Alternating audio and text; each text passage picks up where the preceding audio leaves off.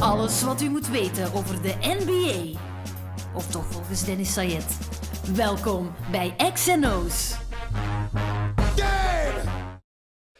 Dag allemaal en welkom bij X&O's. Het zijn al de laatste dagen van de zogenaamde seeding games in de NBA Bubbel in Disney World. Vrijdag de 14e worden de laatste al gespeeld. En dan is het tijd voor de play-in games in de Western Conference en voor de playoffs. De seeding games, ja, die stellen voorlopig totaal niet teleur. Hè. Goed niveau, heel competitief, leuke wedstrijden, fantastische verhaallijnen. De NBA is gewoon terug. Zeker voor de tv-kijker thuis. De beleving is eigenlijk zoals ze anders is tijdens het gewone seizoen. Al betekent dat niet dat het zo moet blijven natuurlijk. Terug naar gewone wedstrijden met volle zalen, zonder risico's voor de volksgezondheid. Dat het maar allemaal snel terugkomt. Maar zoals iedereen tegenwoordig wel eens zegt, het is wat het is. Ook al weten we soms niet wat het eigenlijk precies wil zeggen. X&O's gaat vandaag ietsje anders zijn, tenminste. Het zal gewoon niet in het Nederlands gebeuren, maar wel in het Engels. Als u al langer naar deze podcast luistert, kent u mijn gast van vandaag zeker. We hebben vorig seizoen ook nog een andere podcast gehad samen. De intussen door te drukke agendas vergane DM-podcast. Maar de vriendschap is gebleven, het contact ook. En dus was het hoog tijd om hem nog eens op X&O's te horen. De onvolprezen Max Whittle. Max, what's up? Hey, can I do that back? Darkenlagen. Do you know what I did understand there? My Dutch is getting better. I understood DM podcast. I said the onvolprezen Max Whittle. That's a compliment. I'm gonna look it up. How do you say onvolprezen in English? Sounds like you have no idea what it is, right? Sounds like either presenter or giant present. I am the giant present today. Unrivaled, unsurpassed, unmatched, unequaled. Wow. I think use all those terms very, very lightly, please, for me. But I like unrivaled. Maybe there's no one as stupid as me. We'll go with that. How are things going, buddy? Mate, things are well. It's good to be back talking basketball and life with you. Things are getting back to normal again. I don't want to hear the terms bubble, lockdown, quarantine, or COVID anymore. Can we just put an end? Do you think you said bubble more than COVID or COVID more than bubble? I don't know, man. I hate it. I hate the word bubble. The only people that can use the word bubble are West Ham supporters. Only the West Ham fans can. Yeah, they're still blowing bubbles. Imagine if you're an NBA fan and you're a West Ham fan, you are sorted right now. But I do have to say, I miss our weekly basketball conversations. Hey, I mean, if we were doing that from March to July, we would have struggled for content, right? It was fun while it lasted. No, we wouldn't have. We would just have been watching games from the 90s and early 2000s. What a year for basketball. I mean, it started pretty tragically with the deaths of Robert Archibald and Kobe Bryant, and then we had the lockdown, the Rudy Gobert lockdown, and now we're in a bubble. Can you believe it? And you're forgetting the China crisis as well. Yeah, it's been a mad season, and it's hard to blend the two. I still in my head have this as a new season. When the Premier League came back, it just did not feel like Liverpool were picking up from where they left off. It was just another championship for them. It was like 10 games long. It's weird. It's a weird feeling. How are things in London actually right now? Because you're living in London. We know how things in Belgium are going, especially in Antwerp. It's been a little bit crazy. But how are things over there? You know, it's funny because people ask you this, and I live in Tottenham, North London, and if they say to me, how's London? All I can tell you is my garden is absolutely rocking right now. I've not been to central London since late February. Not joking. What? I can't tell you how London is. I think it's quieter than normal. When I go on my bike, it's quieter than normal. But I lock down in my garden. I've got my house here and no need to go anywhere, Dennis. How about you? Yeah, I'm going out, but I'm going out to run a little bit. No, not going out. I'm coming outside. You can't go out. Does that even exist anymore? The parties, I don't know what it is anymore. It's been 6 months or something like that. All I know is that the queues for McDonald's, that scares me. Like the fact that the human race is that mad about McDonald's just worries me a little bit anyway. But the human race is weird. We'll leave it at that. How have you been coping, actually? Because it hasn't been easy for us freelance reporters, journalists, hosts, and especially when you were just starting to get your real break. Yeah, if people actually care, and obviously as they know already, I'm an unrivaled person, so they might as well listen. I made my TV debut in March for Sky Sports, and it was the NBA, so it was exactly what I wanted to do, following in the footsteps of Dennis Sayet over there in Belgium, and that went really well. Travelled to America for a baseball project that had just started up, and that's going very well. I came back 10 days later. It was only 10 days after I'd done the Sky job, and suddenly, boom, NBA gone, Major League Baseball gone, football gone. Everything was canned, and yeah, as a freelancer, you were looking to scramble, really. Government, how much money can you give me? What are the rules for freelancers? And it slowly picked up, but it was a difficult time, as I'm sure you had the same with you. Yeah, it's terrible. It hasn't been easy. I think I've been lucky, more lucky than some other freelance reporters, I think, but it hasn't been easy, and sports is now picking up a little bit. Basketball has begun again. We've had the European competitions. We have the Premier League. We have the Bundesliga, La Liga. It's Champions League tonight. Actually, isn't it right now? No. Yeah, you can actually watch Champions League on a Friday night as well tomorrow. Yeah. Because it is Wednesday night, Wednesday evening when we're recording this, Wednesday the 12th. So tonight, I have no idea who's playing, actually, to be honest. Is it Bayern? I think Bayern are Friday, Barcelona are Friday. God, your audience is going to love this. I just called tomorrow Friday, so they have no idea what day it is. I watched the Champions League. Of course, it's Champions League. I watched the Champions League, but the NBA is back. So the NBA gets my total attention. I'm not going to lie. Early starts as well. How great is that? Yeah. How great is that? You can just watch an NBA game at 7 o'clock at night. It's crazy, and that's how it should be. You've got the Lakers playing at 8, 9 p.m. here, and I feel good for you, man, because you're always the guy who's an hour after me, and it's not a midnight start, it's a 1 a.m. start, and that would be impossible for me. I'd be in bed by 12:30. These early starts are good. I'm still trying to figure out if I like it or not. I know that the NBA have nailed it, absolutely, because working in baseball now, it's very much up and down. A couple of teams have already had crazy infections across the entire dressing room. So you've got 14 up to 20 odd players. If that happened in the NBA, you'd have it shut down again. The bubbles worked, absolutely. I have no doubt that they're going to get to the end of the season. Those are the questions that were happening before we started. And they've done a really good job. It's just sometimes hard to fathom what you're watching, if that makes sense. By the way, for the people who are not watching this on YouTube but are listening this, Max is sitting outside, nice, in a t-shirt. I'm sitting in my desk. That's the upper room. Actually, it's something like an attic here. So we're in for 10 minutes right now, and I'm sweating my ass off already. Those red cheeks. Those red cheeks. I'd be the same if I was inside. It's very hot. Yeah, I'm gonna lose a kilo or two probably in this episode. You cannot afford to. Can you believe that people in the UK are sitting outside after midnight? It's 30 degrees at 10 p.m. It's crazy.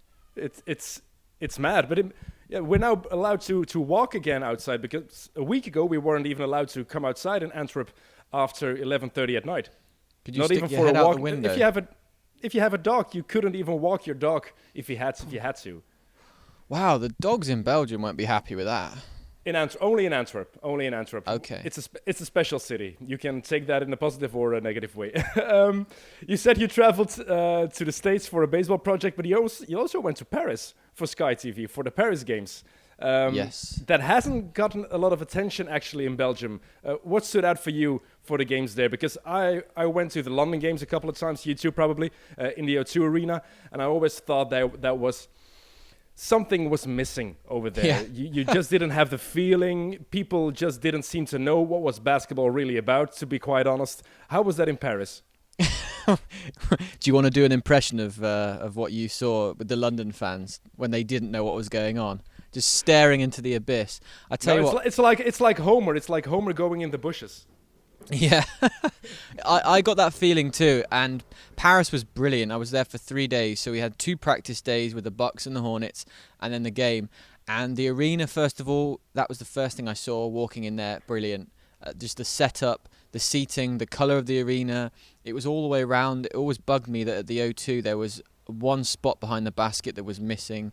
The media seats at the O2 weren't great either, right behind the basket.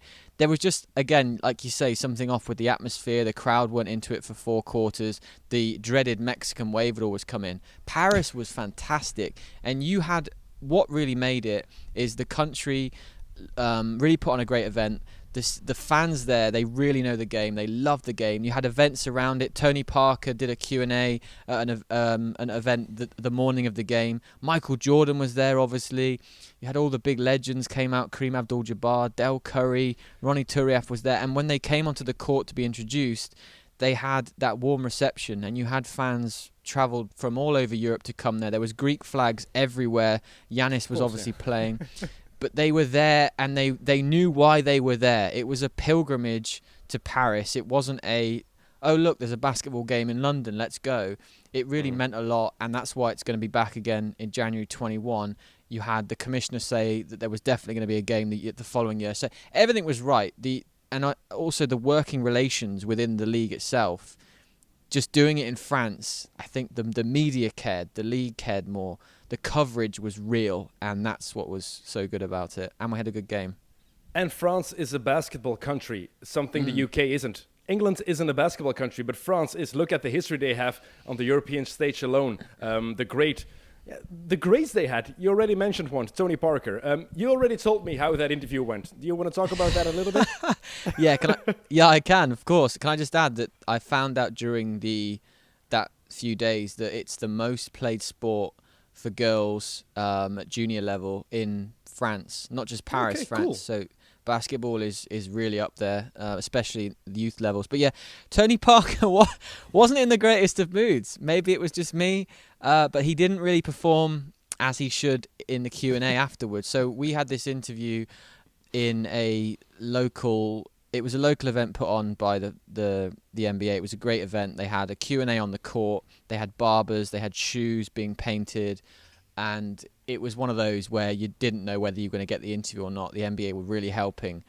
And in the end, we did 10 minutes with Tony in a green room. So he was doing a video with some kids, and he came to me, and then he went down and did the Q&A. Mic'd him up, and I just knew. You get that feeling. And the first question I asked him, hoping to just set him up, throw a nice little softball for him to smash out the park. Tony, how were you first introduced to basketball? And of course, we both know his dad played professionally in France. So I wanted him to say how that occurred. Did his dad take him to a game? Did he see his dad play? Blah, blah, blah, blah. He looked at me and he went, well, my dad introduced me to basketball. And he just stared at me. That was it. He just stared at me. That was it. And I thought, oh, here we go. I'm going to have to work hard for this. And you immediately feel awkward when you have a situation like that. I can feel it right now. Oh, that's terrible. It was a challenge, but all I needed were a few lines for the pre-game show, so it was fine. He talked about European players, and it was all good. His dad played in Belgium, by the way, because Tony Parker was born in Bruges That's in the Belgium. one. Maybe if I said that, he would have. Maybe I said that and he hated me even more. First question: have you ever watched the movie In Bruges? Ask him that. Terrible movie. Oh, terrible movie. And by the way, you talk about Tony Parker in an interview. You talk about basketball, and you use a baseball reference. Max Whittle. Do you even know how to talk basketball nowadays? Because you've become a full-on baseball guy. What's happening? What happened with you? Okay, I should say. He swished it. I mean, how do you say that in basketball though? He swished it. That's better. I know, but hit it out of the park is it's a global term, right? He swished it doesn't sound quite right. Yeah, but it's a fact. You've become such a baseball guy that I can't even remember the last time we really texted about the NBA. I can't remember that. Oh, Dennis, making me feel bad. Your first love. You go where the work is, right? I saw that post on Instagram, by the way. I saw your post on Instagram. Your real love. I've been. Oh yeah, well I've got a real love, but I've been rejected by basketball, so I feel no love for it right now. They've spat me out. I think I already asked you once before, a couple of years ago or something like that. But please explain in 30 seconds why us Belgians should be interested in baseball. 30 seconds. Try us. Here we go. So the series we're doing for a European audience, which you can watch on MLB's YouTube channel, it's all about the culture of the game. So you don't need to know about even what a home run is. You just need to understand that it's all about fun. Food, dancing, fashion. Baseball does fashion better than any American sport. The merchandise is brilliant, so you could just buy a hat, wear it, and that's it. You're a baseball fan. But if you want to go deeper, there are a lot of celebrities and a lot of influencers now who are following the game for the fun side. Don't need to watch a 3-hour game. You can just eat some nachos. How about that? Wow. I ask you to tell us why we should be interested in baseball, and you start to push your own show. That's professional. That's professional. There's no other reason. Okay, I get it. Let's talk NBA a little bit. How do you feel watching the NBA games in the bubble? I like it and I don't like it. So, a note to what LeBron said about it being a little darker and the sightlines changing slightly. I think that's what as a viewer, that's what you get as well. So, I'm not a big fan of, I'll start negative, classic. I'm not a big fan of the webcam fans because obviously they're so delayed that you don't really pick up what they're doing, and when you do, it's clearly after the fact. But the NBA have tried to incorporate the fans, and that's fine. But generally, I like it because what we've seen is, first of all, it works from a health perspective. The NBA, you see it with the adverts as well, mask on. They're trying to behave. You know, the food comes in, the washing comes in. They are not allowed in each other's rooms. So everything's worked. But what I like about it is we're seeing what happens when you take away the arenas and the fans. And for me, it's been a massive shock to the system that the best team in the league, or one of the best teams, the Lakers, you can see right through them now because the Phoenix Suns, who are just a talented team, they've got one of the best young players at least. If you put them in the same arena as the best team or one of the best teams, there's no crowd interference, there's no home court advantage, there's no real external pressures apart from this is a court, we play the game you've always played, this is how you always played it, right, on a playground, there's no one there to watch. You're seeing that the NBA talent is actually quite level, and that's what I've enjoyed about it. It's not going to be this way forever, but that just signifies, Dennis, how important fans are and home court advantage is. Do you think that's the only thing? Because I think that teams are just having a different approach to the games. The Lakers have a different approach than the Suns or the Blazers have right now, because you see that Frank Vogel is trying to figure things out. What's the best match for this team without Rondo, without Avery Bradley? Am I going to use Dion Waiters? Is it J.R. Smith? How am I going to use Kuzma in the right way? So I think that's more the case that's happening right now. And by the way, I know LeBron has never played in empty gyms before, probably, except for just working out, or the Space Jam 2 sessions. I don't know, I think he had an arena as well. But it's not used to playing in empty arenas. In the contrary, if he was on the cover of Sports Illustrated when he was 16 years old. But still, LeBron, stop complaining, just play. I think that interview, I didn't like that, to be honest. To hear him say, it's hard for me to play in empty arenas. It's the same for everybody. Get over it. Stop complaining. I don't like that. I think I certainly can't use them as a reason why they don't win a title, but certainly a reason to tell us all that the bubble affected teams in both ways. I think he's trying to explain to you why or what's different. Certainly he has to have some sort of answer, because if he says we're just not good right now, we're not in a rhythm, and obviously everyone overreacts to LeBron. If Kuzma but I think it's weird. He's the only one. He's the only one that's been saying that. That's what's weird to me. I don't think there's a coincidence though, because if you look across the board, apart from the Lakers, the best teams really have performed pretty well. The Raptors haven't really missed a beat. The Bucks have been pretty good. The Rockets have been good. The Clippers have been okay. You go down the list, Boston, the Lakers for me, well, for everyone, they've really the one who has dropped off severely. But we do read into LeBron's comments or whatever, his actions, because if Kyle Kuzma doesn't hit that three the other night to win the game, we would probably be saying, was that a bad call? Did LeBron shy away? But he was a decoy in that, and because Kuzma hit the shot, I think it's deeper with the Lakers though. Frank Vogel is has finally put Kuzma into the starting lineup. He's still trying to figure out what works best because they're getting behind so early in games, and their bench without Kuzma now, if he's starting, isn't that great. We obviously know about Bradley and Rondo. They haven't really used J.R. Smith, and I don't know why I didn't say this all year because I feel like I'm going to be right. I don't get the Lakers hype. I just don't understand why. I understand the excitement of Davis and LeBron, but if you go down that team and you compare it to Milwaukee or the Clippers or the Raptors, it's nothing compared to those teams. So maybe this was just coming. Maybe it was just coming. But you just said it. That's the hype. LeBron and AD. They have 2 of the 5 best players in basketball. They have LeBron James and Anthony Davis. That's all the hype you need. And you're right, the supporting cast isn't good enough. And you see it right now because there were a lot of people who had given up on Avery Bradley, for example. And now that he's gone, everybody knows, he was an important factor for that team, and they're going to miss him. Rondo is apparently he is in the bubble in Orlando. That's the second time I used the word bubble. 3 times, and third time I have to say COVID. Equal it. Say COVID. Not yet. That's for later today. But I have to say, by the way, the product that we're seeing right now on the screen, the seeding games, the level, the Lakers aren't playing at the level they would want to play, and the Lakers fans would want to see the team play, but they're playing good basketball. Almost every team is playing good basketball. If you compare that with the level of football we've seen in the Premier League, that's a big difference. The Premier League games were not good, not at all. And you had some good games from City. You had Liverpool didn't play. I don't think Liverpool played one really good game after the COVID break. That was COVID.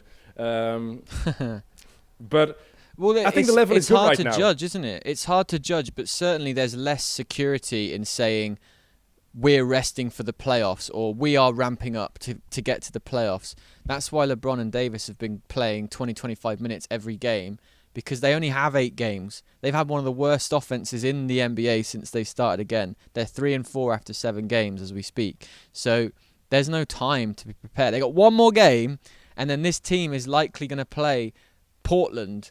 And no, McCollum's struggling with that back injury, but can Damian Lillard and some supporting cast, including Melo, beat the Lakers? Yes, it's the same gym. The Lakers aren't playing well. It would not be good for the NBA, though, if LeBron was eliminated in the first round. And by the way, don't think the Clippers are going to have an easy time with the Mavericks in the first round either. But the Mavs are disappointing right now. You're touching on a lot of things I wanted to talk about. That's cool. Apologies. So I'm unrivaled. Sorry. It's true. Unmatched. So you think it's going to be Portland, not Memphis, not Phoenix, not San Antonio, because the Spurs. Oh. This is the first time in a lot of years that we can finally say people can really say it. Nobody is talking about the Spurs, but here they are again. I love the comment from Greg Popovich when he was asked if someone had told you your team would be 6-2 and in contention without LaMarcus Aldridge, Trey Lyles, and Ben Forbes.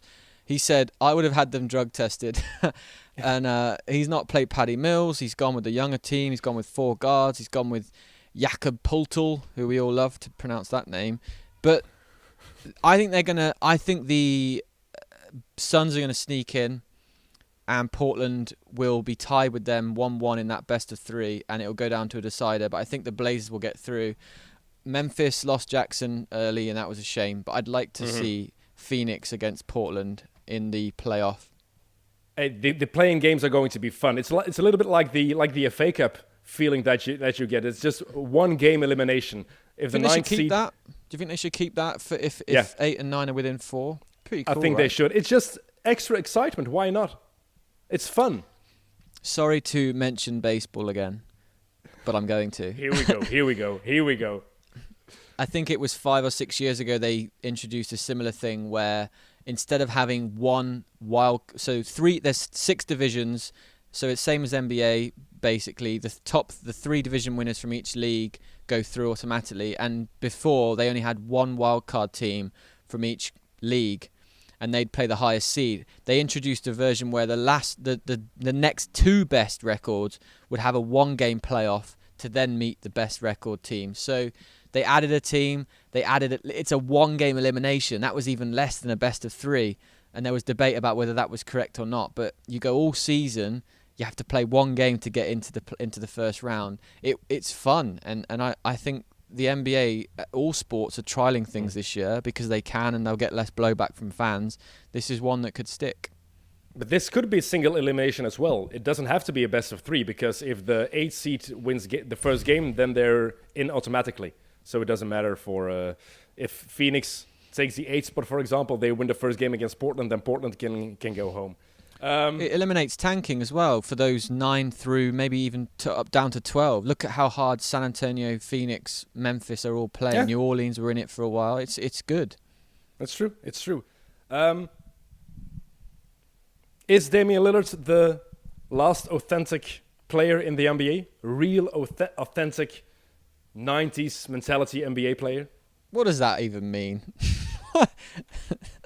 What does that even mean? He's a loyal guy who wants to win with his own team and wants to do it on his own terms. Doesn't want to team up with other guys. Doesn't want to go in a super team. He wants to stay in a small market, his team, his city. I think he would be happy if he just had the chance to win one title. He would be happier than to win 4 with a team where, say, Luka Doncic and Giannis Antetokounmpo were playing as well. Yeah, I don't think he'll be the last, but what's good about Damian Lillard is, as you've touched on there, when he had a problem with ownership and with where the team was going, he spoke to the owner.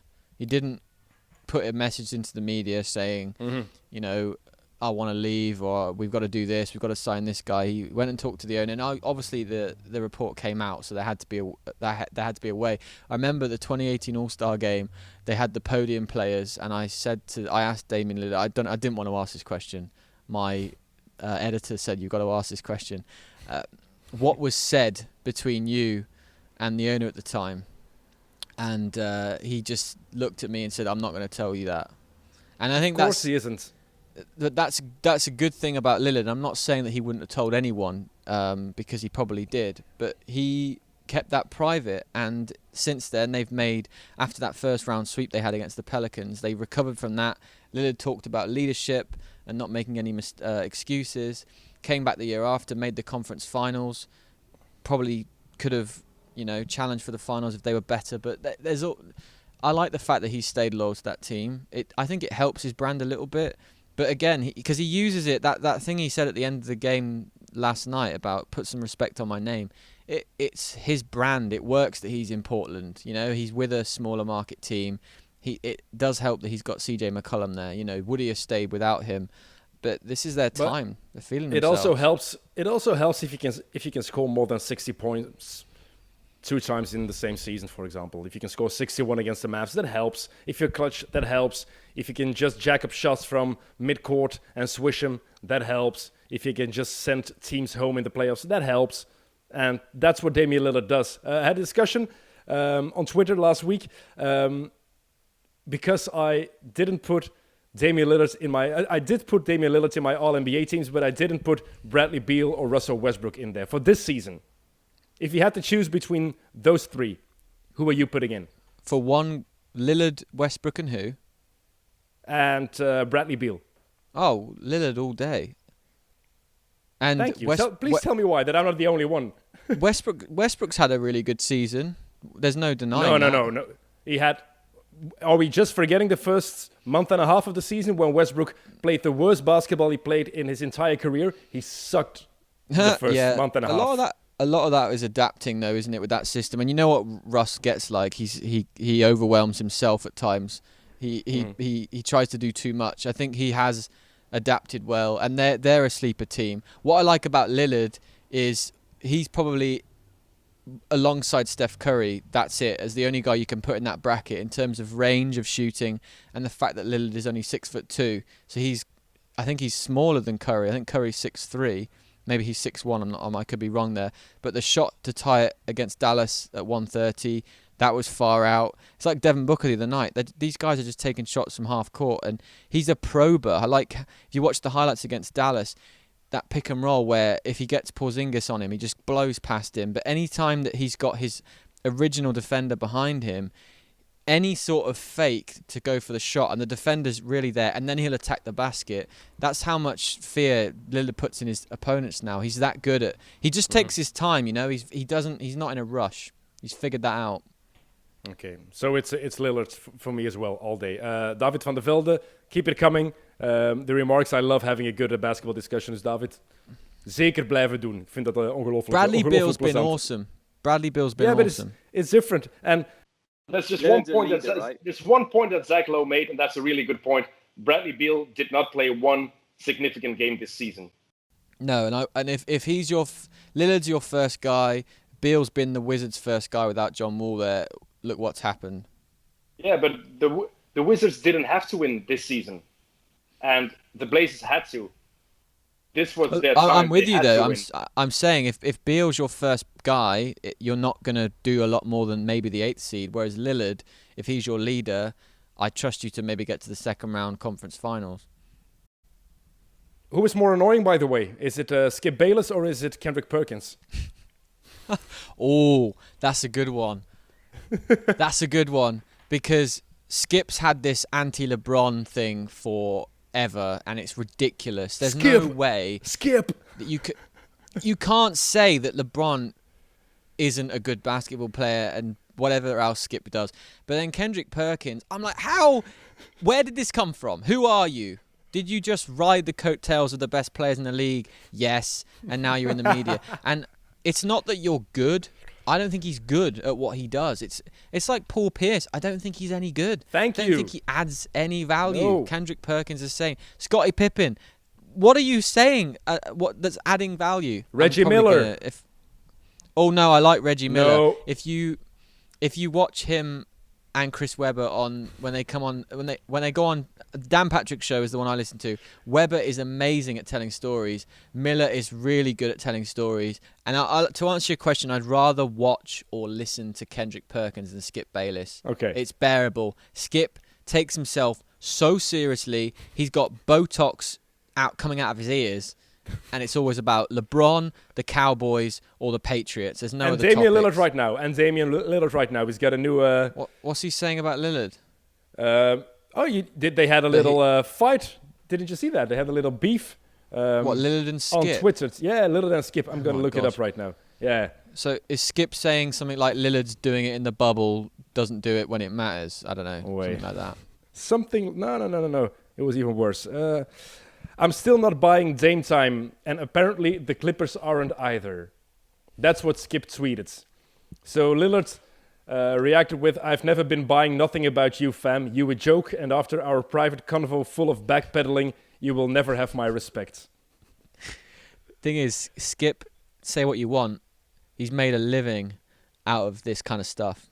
Genius. He makes $9 million a year. $9 million to talk basketball, to talk football, and to just say stupid things. Oh. Sign me up, Fox Sports. Hey, I'll listen to Charles and Shaq and Kenny and Ernie all day. I don't need to listen to Kendrick Perkins and Skip Bayless. I agree. But you have to watch this. Look it up on YouTube. Kendrick Perkins in First Take talking about James Harden. He disagrees with Max Kellerman this much that he starts to cry. Oh. Yeah, really? It's so good. It made me cry. I'll have a look. It's so awkward. It's so bad. I love it. I just love it. Something that's going to be awkward as well, by the way. The NBA has decided to hand out Bubbel awards and all Bubbel teams for the 8 games. Is there anything more ridiculous than that? Hey. I will say, and we talked about this with the 8th and 9th seed, things that the NBA might change soon. Love the fact that these 2 teams that they're going to vote for, 5 players each, positionless. Genius. I think they're doing this as a way to slowly implement that, because All-Star voting, All-NBA voting shouldn't have a center. Rudy Gobert is not one of the 5 best players in the league or the best 10 players in the league, but he's there because they have to put a center in. So I like that. 8 games, probably a small sample size to vote, but it's only 10 players, and if you're going to do it non-positionless, you got Booker, TJ Warren, Lillard, Giannis, go down the list. You don't like it then? Just let it count for the regular season awards. It's ridiculous for 8 games. They're going to do that as well. Are they going to do that as well? No. There's going to be no MVP. Yeah, there's going to be an MVP for the regular season, but the 8 games, the seeding games, didn't count. So everybody who had a vote had to cast their vote before the seeding games were over. I think it was last week or something like that, the deadline. So it's just ridiculous. That's good for LeBron then, because he's got a case with what he did. No, he hasn't. Oh, I talked about he hasn't. No, he hasn't. He hasn't got a case. It's Why? Because every number, Giannis everything is great, you watch... but LeBron's got a case. No, he hasn't. Giannis has been the most consistent. Giannis has been the most consistent player Giannis this is season. going to win it, but he's got a case. Like, it's not like Giannis is the reason LeBron doesn't have a case. Like, the Lakers are the number 1 seed in the West. That's the case.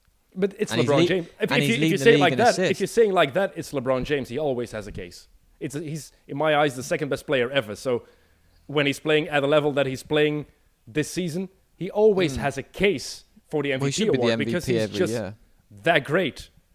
Just this season, I'm just talking about this season. If you look at the numbers, if you look at everything that Giannis has done, then Giannis is going to win the MVP. But LeBron's case is games changed again at this age, leading the league in assists. Lakers are first in the West. Look at all the teams they had to surpass there.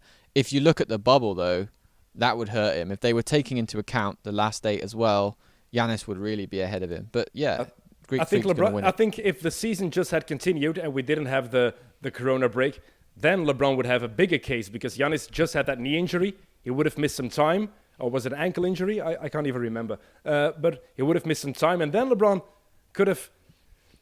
Yeah. If you're saying he didn't have a case after 64 games, I doubt a Giannis knee injury would have helped. 18 games. That's a lot of basketball. It's It's LeBron. He always has a case. He's just that great. So, you know what I meant by that. He does have a case. No, I know what you meant. Who is the Bubbel MVP? Is it Devin Booker or TJ Warren?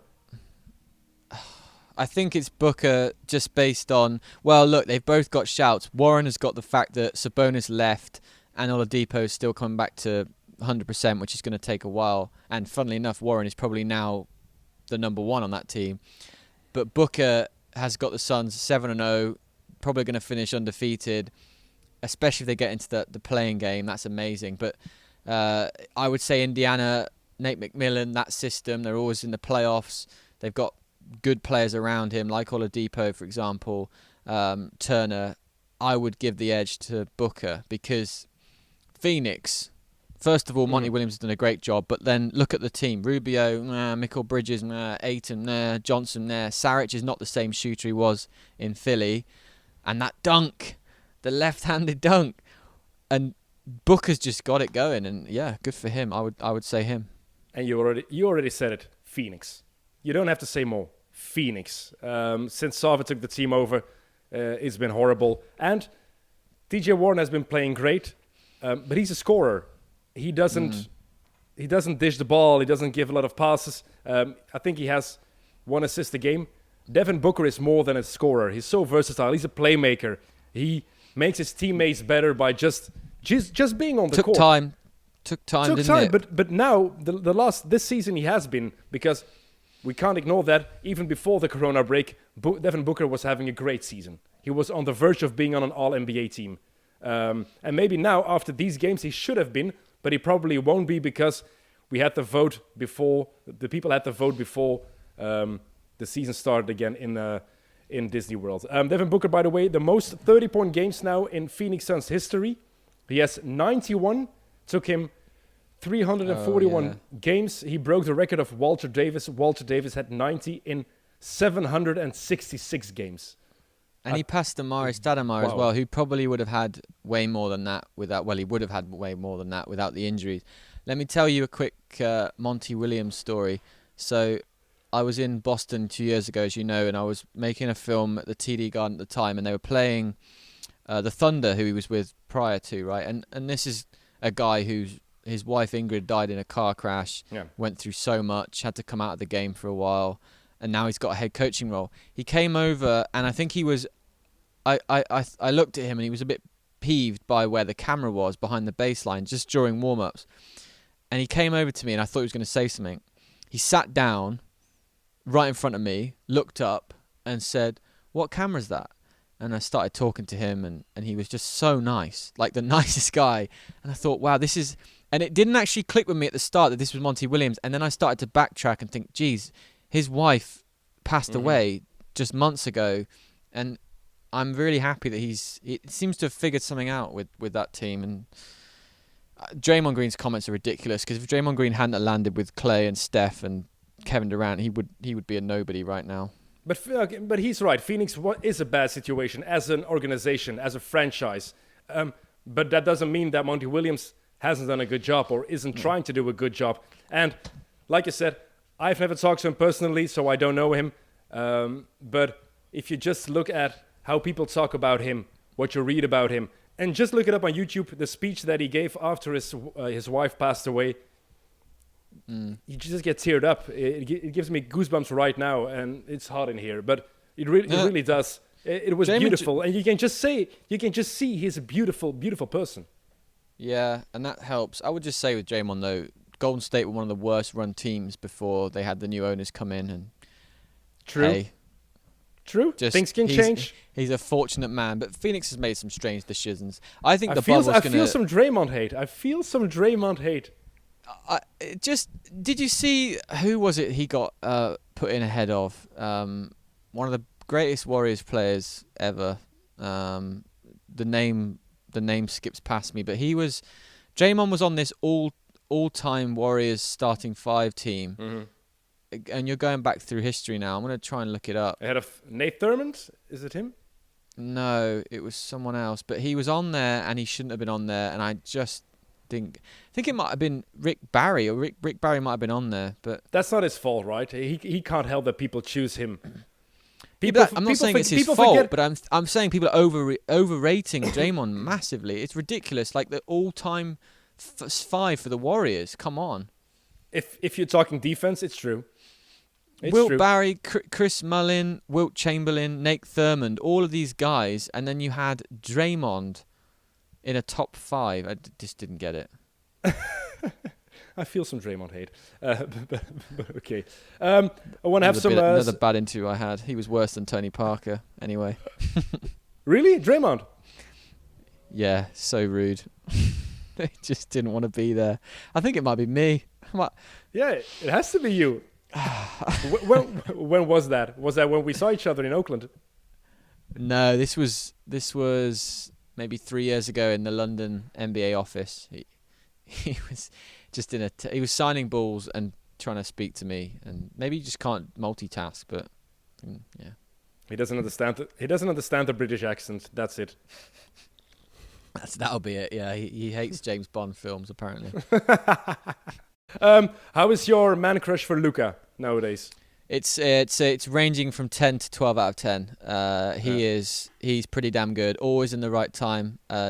Does it slowly but quickly. And he's going to give you that for the next 10 years. So why would you not take him over Zion? Please tell me why. Why would you take DeAndre Ayton and Marvin Bagley III over him? Oh, but he played in Europe. He played in the EuroLeague. The EuroLeague isn't that strong. The EuroLeague is the second strongest competition in the world. By the way, my man crush is this bad. Oh, yeah, the ringer. Hallelujah. Yeah, you know what, though? It might have been EuroLeague bias, but America still has to see a great player. So I get that there's been flops before, but he wasn't showing any signs of not being incredible, and he is. No, and the funny thing is, 2 of the guys who are going to dominate the NBA for the coming 10 years, one is from Greece and one is from Slovenia. Oh, yeah. Just saying. It really highlights how great he is. Seth Curry, Tim Hardaway Jr., Porzingis is fine, Finney Smith, Delon Wright, Justin Jackson, Marjanovic. Go down the list. Everyone getting sensitive, by the way, about the comparisons to Larry Bird, but he's there. He is right there. 19 assists. He can be that special. That's it. All right. Ben Simmons out for the season probably. Sixers fans, rest assured, they were going to fail miserably anyway. What should they do? Do they have to fire Brett Brown, or should they have to break up Simmons and Embiid, or both? Well, can I just ask you quickly, because I don't know this, has he taken more threes without fans? I have no idea. I think he tried in in the scrimmages at first, but I don't think he tried one in the real seeding games. Nothing that has would be changed. that would be the bad, key, right? If he's not shooting threes, clearly it was because of confidence thing and the fans were there. The bubble gave him an opportunity to step that up. So I'd like to know the stats on that. I would like to see a new coach in Philly before they break anything up, because you've ultimately probably got two Hall of Famers in Embiid and Simmons. You don't just not work on that.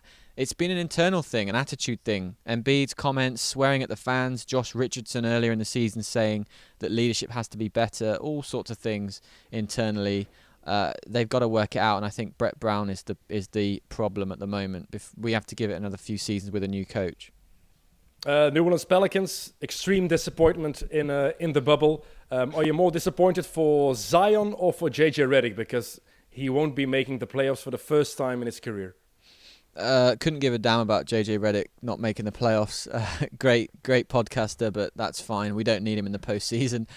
Zion, I'm a little bit worried about him. They were saying before the bubble started that he was in great shape, and didn't look like it to me. The minutes restrictions, the way they use him, he's not built for longevity. And I love the comment from a scientist I heard the other day.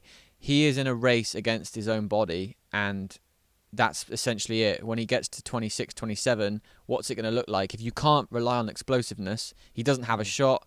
And what else does he do? He's amazing to sell jerseys and stuff, but I just don't. I'm not hopeful like David Griffin would have been pre-draft. He's losing the race right now. Did you see the Giannis headbutt last night? I did see that. That was very un-Giannis-like. Should he get a suspension for that? Because in football, you get a couple of games immediately. Yeah, he should, and the NBA are probably just deliberating that because they know that if he is suspended, it'll treacle into the first round. But they're not going to have a problem with the Orlando Magic, so give him a couple of games. It wasn't like it wasn't a Zidane, was it? You're underestimating the Markelle Fultz experience. Maybe I am. Maybe I'm not. No, you're not. Which matchups do you actually want to see in the playoffs? In the first round? Is there one that stands out for you? Well, one of them that would have been, had it not been for Philly being so un-Philly-like, would be Sixers, Celtics. But everything in the West, you've got Westbrook against his old team, the Thunder, Dallas against the Clippers, which is going to be 7 games, I think, Lakers, Blazers, which is going to be 7 games, I think. Everyone in there is brilliant. Sorry, Utah and whoever else is there. But that's, for me, those 3 are going to be really good. Okay. Who do you trust the most of the teams that are going to make the playoffs? Pick one. Toronto. Thank you. Yeah. I'm not alone. Yes. They haven't missed a beat, and they're just great, aren't they? You just trust the Raptors. If you love watching basketball, watch the Toronto Raptors. It's just that easy. They play the most beautiful brand of basketball in the NBA right now. I love Lowry. I love Van Vliet. I love Siakam. They're just cool. Anunoby, long arms, long legs. They're just fun to watch, and they haven't got Kawhi. Remember that. If the Bucks Raptors, I think that'll be better than Clippers Lakers as a series. If they're both conference finals, I really look forward to that. They have the 2 best coaches in the NBA. They have Mike Budenholzer, and they have your second man crush in Nick Nurse, of course. Who's my first? You. Luka. It's always Luka. I don't know any baseball player you like, to be honest. I know. What are you? Are you a Dodgers fan? Yeah. See, look at you. You've nailed it. Hey, I don't know any player. Yeah, the Dodgers have that. They have that great player from the Red Sox, right? Mookie Betts. Yeah, that's it. And he's just signed a $400 million deal. Hoorah! $400 million for how many years? 12 years. How about that for security? I can't even get a mortgage for that long. Oh wow, Max Whittle. What would it take for you to use the snitch line in the bubble? What would it take for you to use a snitch line, and what would it take for you to straight up call Adam Silver? Because apparently team leaders are just calling Adam Silver. If J.R. Smith wore my underpants. Did you see that? Skid mark. Did you see that? He took 7 pairs. That's it. 7. He's lucky 7. to be in the. You need more than 7 for a week if you're an athlete. I work out every day, right? I go through 2 pants a day. J.R. Smith is an NBA player. 7 for the entire trip. Probably going to be there till October, JR. By the way, lucky to be there. Stop complaining about the food and the washing service. I would call the snitch line so many times. But you know what's really great about this? Someone's going to get those tapes. Someone's going to get those recordings at some point, and we're going to find out who the biggest snitch is. My money, Joe Ingles. For me, I just feel like he has been snitching through the roof. But but he's doing it for a laugh. He's not Probably being serious. He's just. I would snitch if a player had like some sort of Domino's come in because I'm not getting the food I want. I'm getting this airport food, and I see someone with a la carte menu over there. But I think it's quite funny, really, isn't it? Did you see that they're averaging 1,500 parcels a day? I mean, can you imagine what an NBA player does on Amazon Prime? Oh, I want that. They're NBA players. I am actually curious how you would last in that environment. In a bubble. What? That sounds really dodgy. Yeah, I know. I know. But not well. I like being on my own though. It's fine. Yeah, but you're not on your own. You have to be in contact with your teammates all the time and with other teams, probably. Yeah. I think it's like a youth camp. It's like a basketball camp when we were younger. I think that's another reason why parity is so prominent right now, is that everyone is around everyone. So there's no, I like you in the summer, but I hate you right now. Everyone's just got to get on, right? There's no walk through the tunnel and I only see you for the half-court jump and then that's it. Everyone's around each other. They have no choice. By the way, players are allowed to bring in family. After the first round of the playoffs, each player can bring in 4 guests, but not only family, also established, long-standing personal friends. Okay. How are they going to measure that? Because somebody you only know from Instagram or from Twitter or something like that, you can't invite him or her. You have to know that person for a longer time. How is the NBA going to measure that? Knowing NBA players as well, if they're single, it'll be like, so Maria here, she's my second cousin. Tracy, she's my brother's sister, and we've so known on each other yeah. since the first grade. Yeah, we were in the same class. Which school? She's 20 years younger. Yeah, she is, but still. We met online. We met on an app, but she is family. She's family now. She's family now. She will be family if you're not careful. Okay, Max. While I'm still sweating away here, you got something to push? Hey, tell us. You know what? I work for MLB Europe, and that is why people in Belgium need to watch Bases Covered, our baseball show on the MLB YouTube channel. It's not about baseball. Tune in. We have celebrity guests. We had Micah Richards on. We have Jimmy Bullard on this week. Olympic gold medalist Sam Quek. People who are fun. They got stories. They do challenges. They eat stuff. They dance. They watch some baseball highlights. Go check it out. Every week, Thursdays. Well, that's it.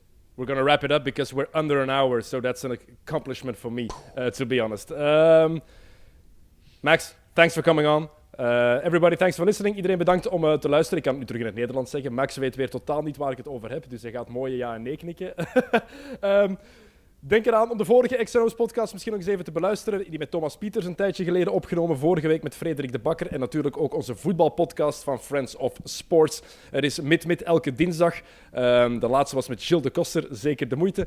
En dan is er ook nog Met Kick and Rush die er was met Aster en Zeemana. Vooral over Fulham en over de Championship. Zeker de moeite. Dus zeker luisteren. Voilà, dat was het. Bedankt voor het luisteren. Tot de volgende keer. Salut. Max. Bye.